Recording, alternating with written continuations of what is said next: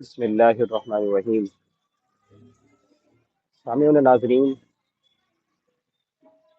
جیسا کہ گاہے بگاہے میں آپ کو بیماریوں کا علاج غذا کے ساتھ بتلاتا رہتا ہوں، آج بھی آپ کو میں اللہ تعالیٰ کی رحمت کے ساتھ موٹاپے کا علاج غذا کے ساتھ بتلاؤں گا کہ کون سی غذا ایسی استعمال کی جائے کہ انسان کا جو موٹاپا ہے، انسان کی چربی ہے، وہ کم ہو جائے۔ دیکھیے جی، یہ جو موٹاپا ہے یہ بڑی ہی بیماریوں کا سبب بنتا ہے۔ انسان کو چاہیے کہ وہ صبح ناشتے کے اندر کالے چنے کی چاٹ استعمال کرے، اندر کچھ کھجورے ملا لے۔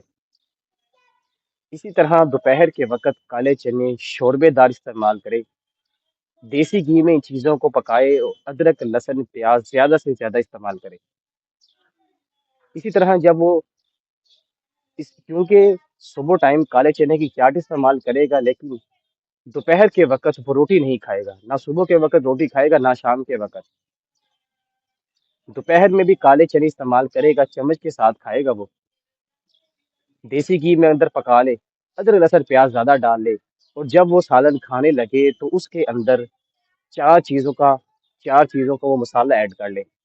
وہ چار چیزیں کون سی ہیں؟ وہ ہے پہلے نمبر پر اناردانہ، دوسرے نمبر پر زیرہ، تیسرے نمبر پر کالی مرچ، چوتھے نمبر پر کلونجی، پانچویں نمبر پر جیفل، پانچویں چیز بھی ایڈ کر لے۔